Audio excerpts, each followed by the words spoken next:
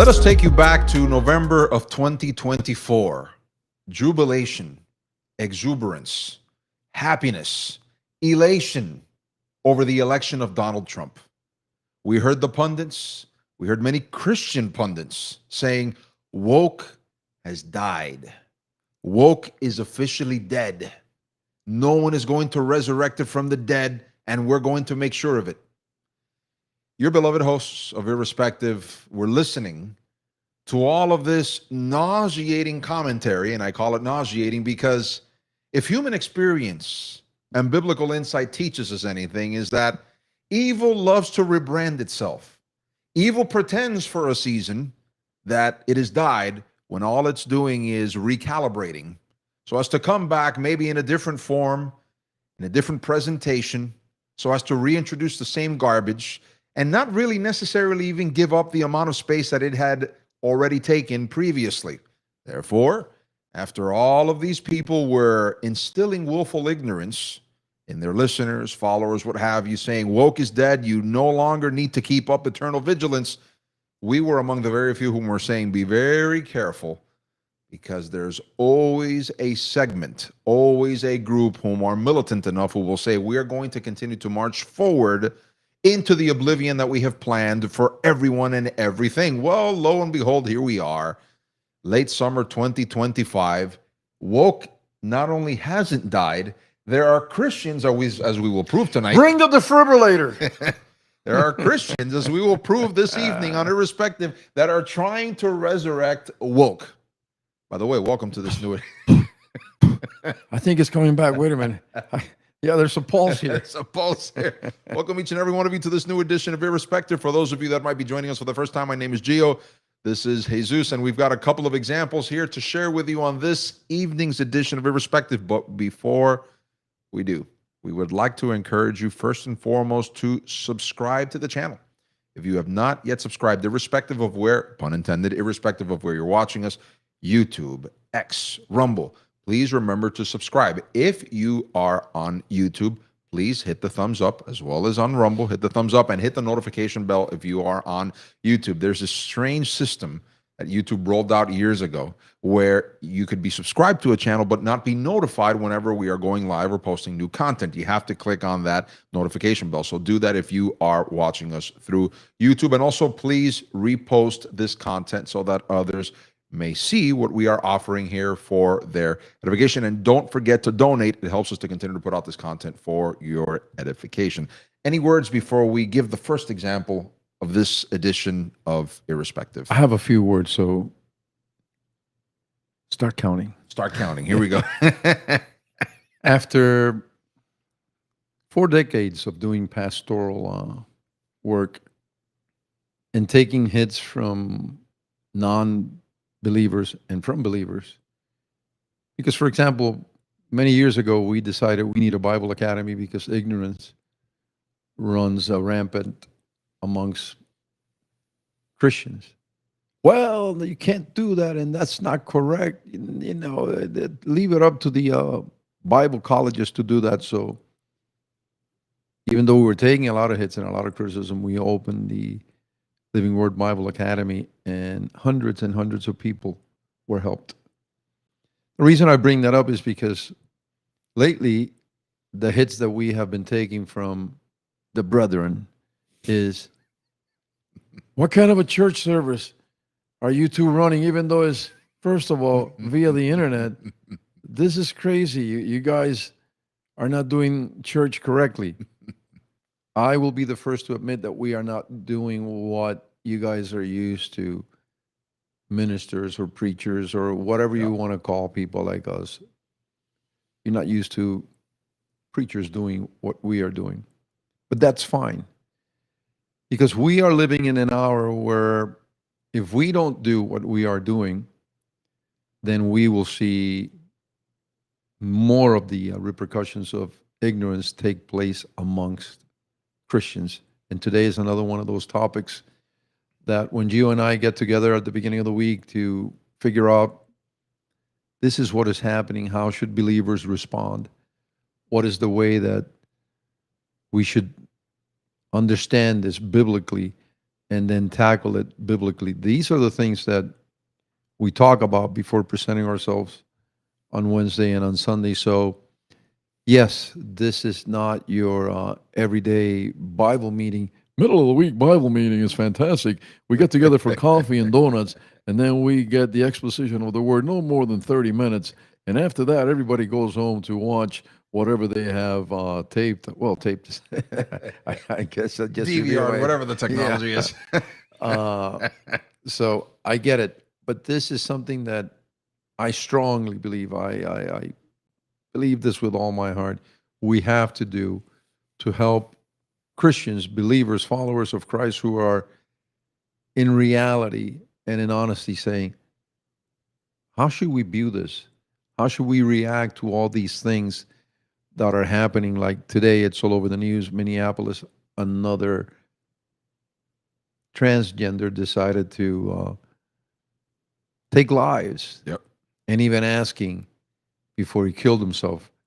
It's part of what he put on one of his guns, where is your God? So we're going to tackle the issue, but understand that the way we are tackling these issues is keeping in mind that believers need answers. And not answers from people that are looking for popularity, because as we tackle the issue of the gains, Gio, I believe they opted for fame and fortune. Yes. And not to stay true to what the Bible calls us to be, most especially when God gives you a voice, a platform, like they had and even have at this point, and then bring in all the garbage they're bringing in. So this is the reason we are doing these programs. If you want to criticize, go ahead, knock yourself out. We are used to it, and we are going to stand our ground and continue to present these topics and the biblical explanations and the things that we must do if we are to overcome these things. I've said it before and I'll say it again, and this is re-emphasizing what you just said. A lot of churches, what they tend to do is that they will take Christianity and they will make it something that is hazy and out in the ether somewhere that is completely disconnected to daily living. When I read the Gospels, when you've read the Gospels, we've talked about this on multiple occasions, and I don't know how many years you've been preaching on this, and so have I.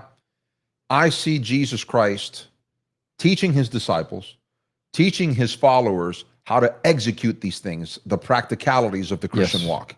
And I see the same thing with Paul.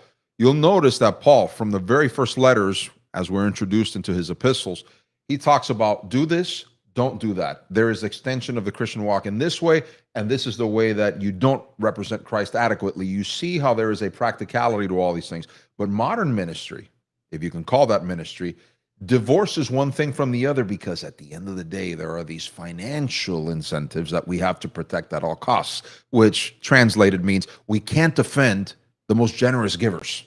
We can't defend those people, and we can't talk about these popular things, and we can't talk either about how the gospel talks about this in this instance and that way, because we risk offending the congregation and we risk offending these people, and they want to leave, and we can't do that. So let's just keep everything in an esoteric fashion out there in the ether where people feel good about what we're talking about, but really there is no extension whatsoever to daily living. I think some ministries a few years ago tried to deal with the issue, and it was dealt with under the name of seeker-friendly churches, but they desisted. I guess they gave up. They threw up their hands and they said, we've had enough of this. Well, to your point now, when a particular group of believers, maybe the affluent, are saying, this is what you will preach and you shall not step outside these boundaries, they are actually running the ministry and not the pastor being led by the Holy Spirit. So having said that, today's topic is important. I heard Ronald Reagan at one point say, communism is dead. And yet here we are, not only understanding that it's not dead, but we have a few of them within the U.S. government. That's right. Let's talk about two news items that we have, and possibly a third. There's possibly a third thing that we'd like to tie in for our audience. But again, the title of this episode is, Are Christians Attempting to Resurrect Woke? First example, and this is from protestia.com. Both of the initial articles that we will quote here is from that Christian news service. New TV show produced by Chip and Joanna Gaines features an all-queer team and a cross-dressing judge. Another reality TV show from Christian couple Chip and Joanna Gaines has drawn attention for prominently featuring an LGBTQ activist as a host, a flamboyant cross-dressing judge, and an all-LGBTQ roller skating team. I thought roller derby was a thing that was popular in the 70s. Evidently, the homosexuals, the sodomites, have brought it back. An all-LGBTQ roller skating team highlighting the couple's continued transition to gay-affirming content. You'll remember, and I pause my reading to remind So gay you, bashing is good amongst themselves. evidently. You'll remember a couple of weeks Pun ago intended. when we transitioned to this new format and we rebranded ourselves as Irrespective. One of our first episodes was profiling how Chip Gaines in particular took to X to land-based Christians who criticized him and his wife's endorsement of sodomy, in essence accusing believers of being persons whom are unwilling to, and this is the word that he used, understand other perspectives so as to ingratiate oneself with these people with the intent of being proper Christians. Here's the problem. Nowhere in the gospel do we see that Christians are called to ingratiate themselves with sinners so as to win them to Christ. What Christians are called to do is to preach the gospel to sinners so that they would have the proper good news preached to them so they would be pulled out of their sin. Nowhere in any way, shape, or form do you find that Jesus, the disciples, Paul the apostle, et cetera, instructs Christians that we need to toe the line. We need to be very careful and very, how shall we say, very careful and caretaking with respect to how sinners interpret our words, and beware of their feelings, lest we trample upon the ability to preach the gospel. You just don't find that anywhere in the Gospels. But somehow Christians have taken these biblical narrative and reinterpreted that, reimagined that as if that was what Jesus and the disciples were preaching. So I heard a preacher / political figure say, I heard this today, that Christians need to understand, listen to this, folks, that DEI is actually a Christian concept. Diversity, equality, and inclusion. He says, if you look at Christ and the people that followed him, you end up with what? DEI. And you've heard it from us 1,000 times. And we're going to say it one more time, probably a few more times after this one. Yes, Christ picks from the worst of the worst, if you will. And Paul, writing to the Corinthians, he says, some of you were drunkards. Some of you were talking to men, laying yourselves down with other men. Yep. And he goes on to mention all kinds of freakazoids, let's call them that. But the point is, the preacher is not incorrect in the idea that Christ draws from just every corner and every place, but he doesn't leave us in those situations to your or in those point, conditions. Here comes what we recently profiled, the abuse of the text. Exactly. So if you listen to the first part, you go, I think he got it. I think he got everything correct. No, he can draw, and he does. He draws from all fields of life and people are lost in wickedness and darkness, but it's not to leave you there. Right. We've said it 1,000 times. Here he goes one more time.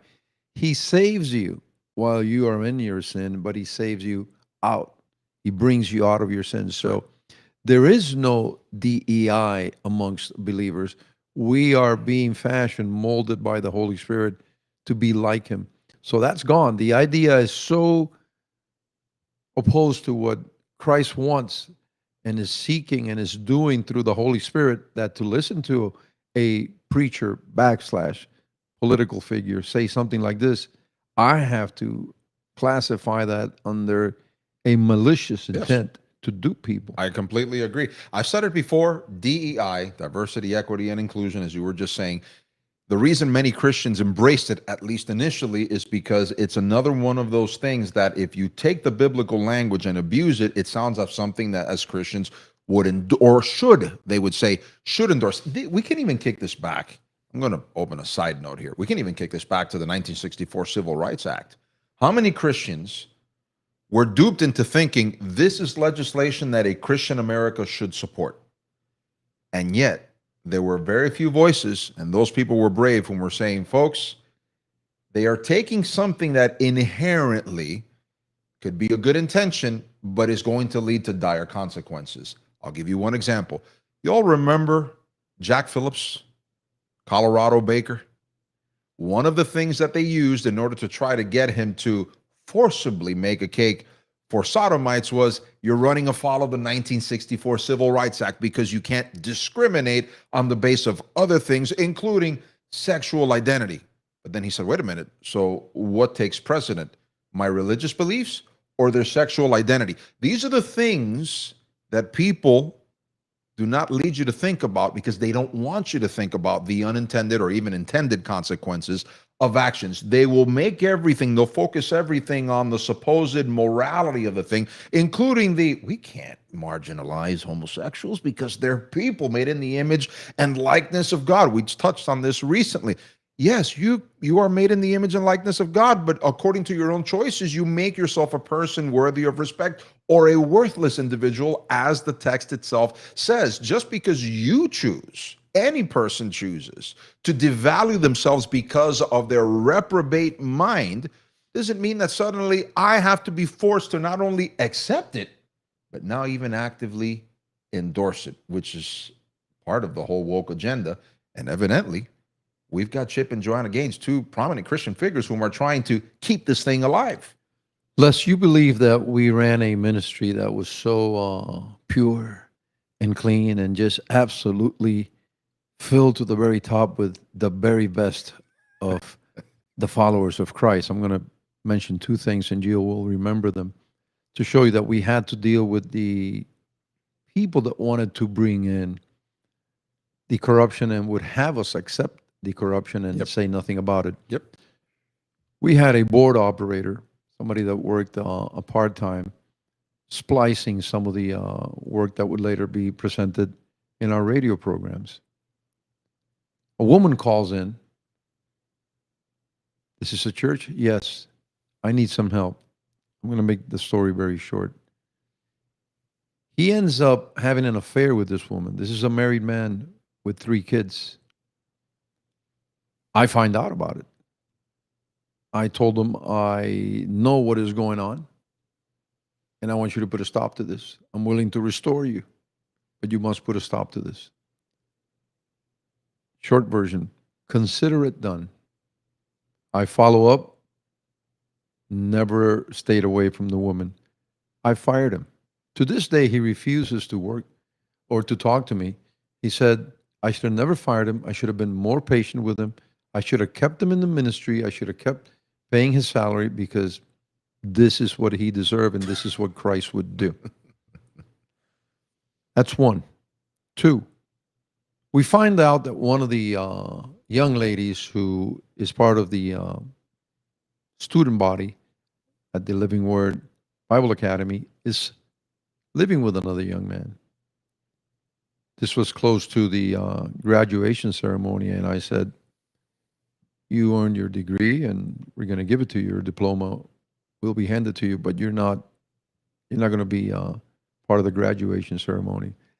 I am going to call the police. I am going to call the news. I am going to lawyer up. Do what you have to do. What happened? Absolutely nothing. Nothing. She backed off, and that was that. And so when you have people like the Gaines, Gio, because at one time they need to remember, and we need to remember, they took some flack because they were congregating in what their accuser said was a congregation that hates, dislikes, does not receive homosexuals. Mm-hmm. And they almost lost their program on television. So from doing what looked to be the right thing to a full endorsement of the LGBTQ people, you have to ask yourself what happened here. And I opt to believe that they decided that fame and fortune was what they wanted. Of course, they will give you 2 answers. 1, look at the works, our works. Look at the great amount of things that we are doing now with our fame and fortune. And number 2, they will say, in different words, our interpretation of the Bible and the way we are proceeding is higher than yours. You guys are cave people, That's and in essence so what he said on X a few weeks ago. et cetera, et cetera, et cetera. And so if you pay attention to these things, But from you the will same not guy, be duped. sorry, from the same guy who has openly admitted that he doesn't really read the Bible much. This is, by the way, there is some have offered the following interpretation to why they have gone full woke and endorsing LGBTQ. Too much shiplap, way too much shiplap. I mean, there is an argument to be made there. I can't prove what is happening in a man's mind and in his heart, but I can look around and see the fruit, the decisions. Yeah. And I'm thinking, you had options. You could turn all these things down and say, no, we're not going to do it this way because we are the gains and we have huge contracts and we have these programs. No, we won't do it this way. Even have the backing of tons of Christians over their stance over this. That's how they got popular. This is a decision they made, and I happen to believe, this is just an opinion, that's all it is, that it was, we'll take the fame and the fortune, and then we'll present it as we have a higher revelation that calls us to invite these people in and look at our works, look at the great things we're doing with our fame and with our money. Well said. I'd like to maybe peel back the curtain a little bit, Please. and look at this from another perspective.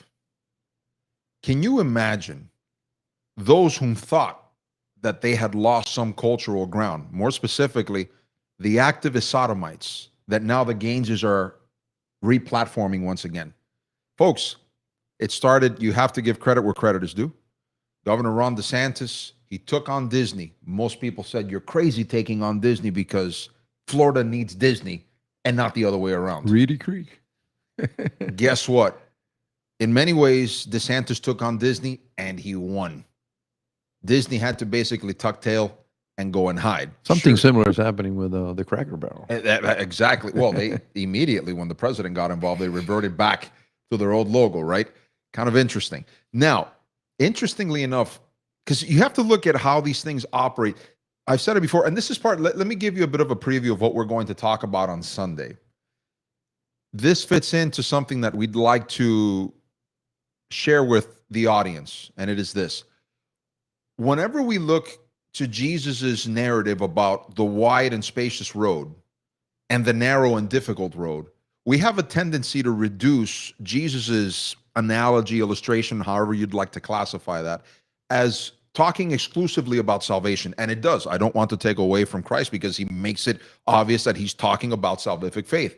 However, talking about extension and practicalities, I think that just like many other things that Jesus says, there are branches to his illustrations. There is discipleship teaching. Exactly. Within those verses. Absolutely. Not just salvific, but discipleship teaching in those verses. Well, think about this one for a second. One of the things that I extrapolate from Jesus' teaching on the wide and narrow road, the contrast, is be careful with mainstream ideas. Because there's, especially when we're talking about mainstream ideas, there's always ulterior motivations that one has to take into consideration. Now I'm going to dovetail that into what we're talking about here.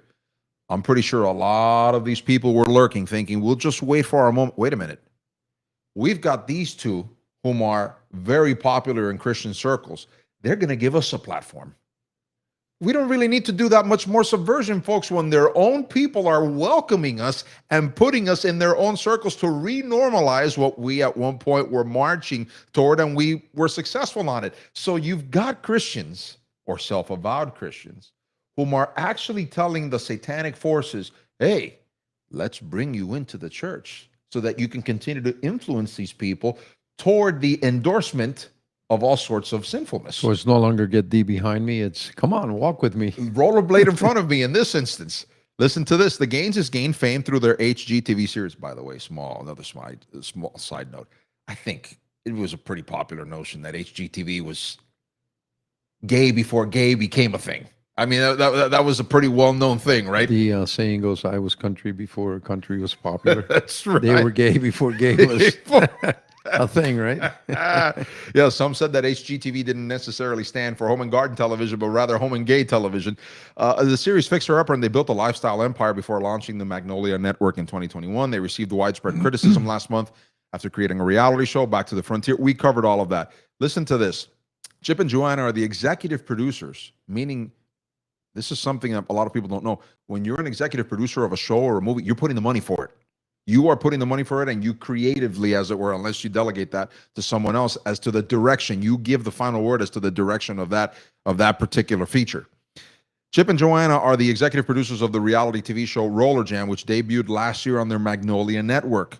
Along with overseeing the production, Joanna also served as a judge in the series finale. The show features 10 of America's best roller skating teams in an elimination contest competing to win $150,000. It also includes significant LGBTQ messaging, leading the prominent gay culture magazine out to call it, quote, the LGBTQ plus roller skating reality show we never knew that we needed, end quote.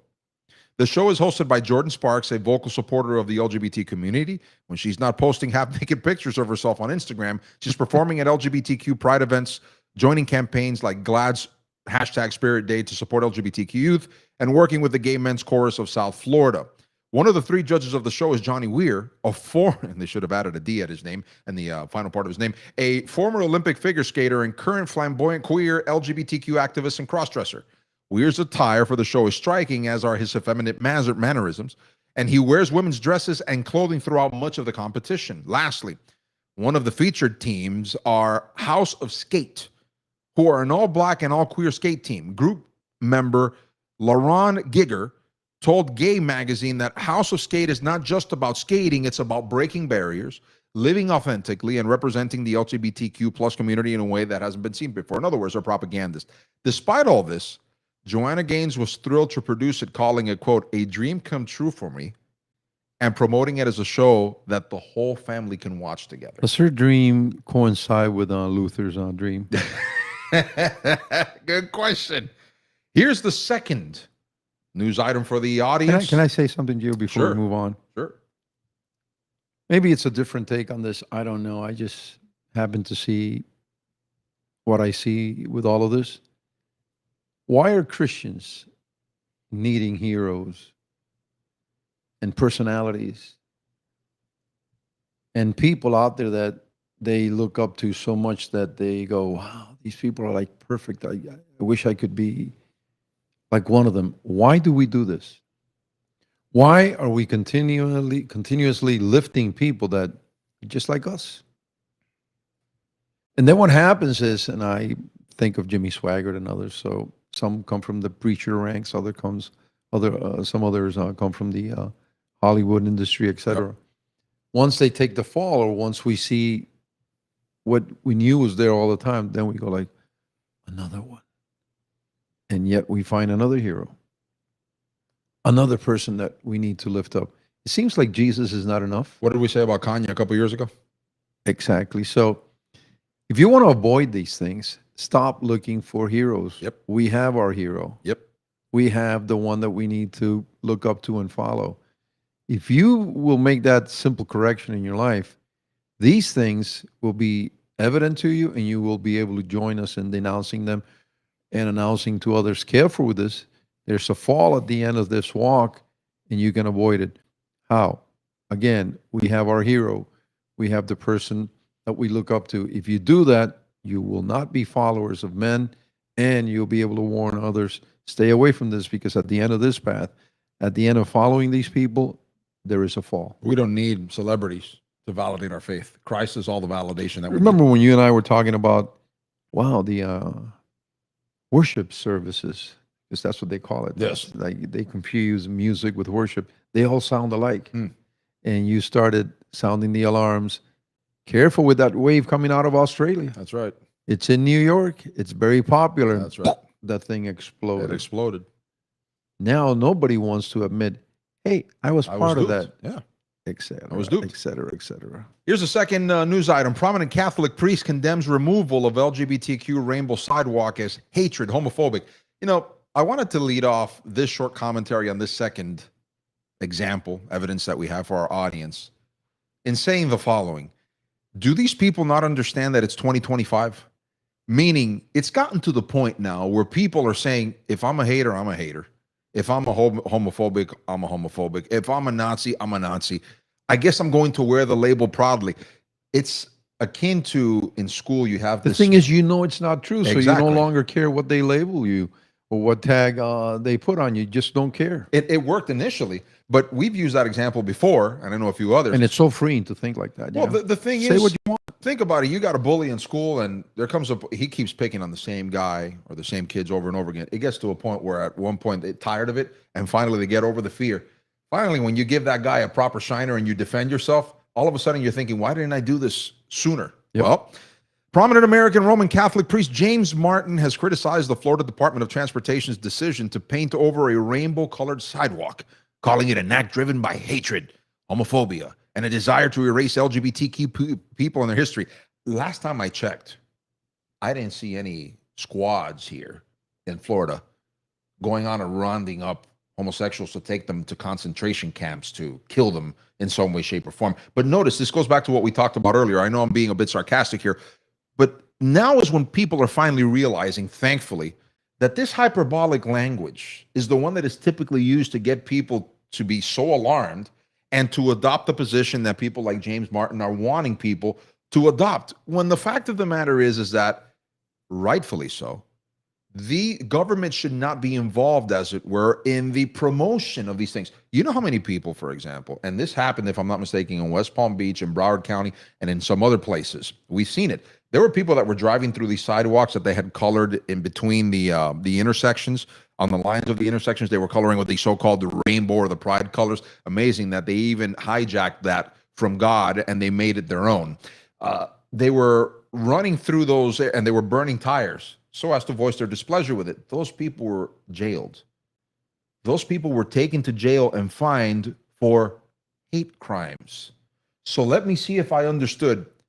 They can use taxpayer money to put something on a public street, which I disagree with, and I can't say anything about it. But when I voice my displeasure about it, when I do my own form of art, as it were, that all of a sudden is a criminal offense that can cost me not only my freedom, but it can also cost me a lot of money. Yes, because your tax dollars must be made available to them so they can use it to advance their agenda. It's supposed to be neutral.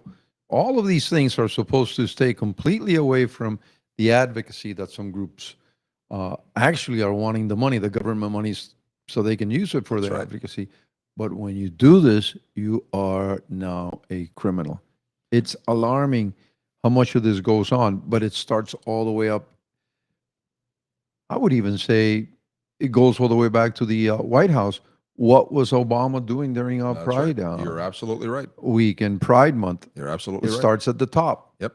Known for his... And you know how many black, I'm sorry, you know how many black churches and black ministers endorsed and embraced and to this day defend Obama? And let me tell you something, and I'm going to say something that's uncomfortable for many people, but it's a fact. For many, many, many decades in this country, black churches have been primarily political outfits, just using the gospel to, as it were, shield themselves for their political advocacy in favor of leftist causes. Known for his so-called ministry, outreach ministry, this is Martin, to LGBTQ Catholics and advocacy for the full inclusion in the church. Martin serves as an editor-at-large for America Magazine and as a counselor to the Vatican's Dicastery for Communication. Recently reappointed by Pope Francis for another 5-year term. That doesn't surprise us. Pope Francis was previously praised Martin's ministry, noting that it seeks to imitate the style of God. Right. Through pastoral zeal and closeness to people, reflecting Jesus' compassion. You see all the flowery language? Style of God. Right? It's the flowery language giving you the impression that this is the way that God would proceed, when we know that that's not the case. If, at least when I say we know, I'm talking about people that are familiar with what the biblical text says. In a since-deleted post on X, Martin condemned the decision to paint over the Pulse Memorial crosswalk installed in 2017 to honor the victims of the Pulse gay nightclub mass shooting, and urged LGBTQ vandals and sympathizers to continue repainting it in queer colors. Quote, "They can paint over the crosswalk that marks the murder of 49 LGBTQ people at the Pulse nightclub in 2016. They can even advance spurious reasons for doing so. But it's clear what's behind this: hatred, homophobia, and a desire to erase LGBTQ people and their history. Perfect fear drives out love." Did you notice the play on words? He took the biblical text, that love, perfect love drives out fear, and he turned it on its head. So get yourself out there and draw a cross.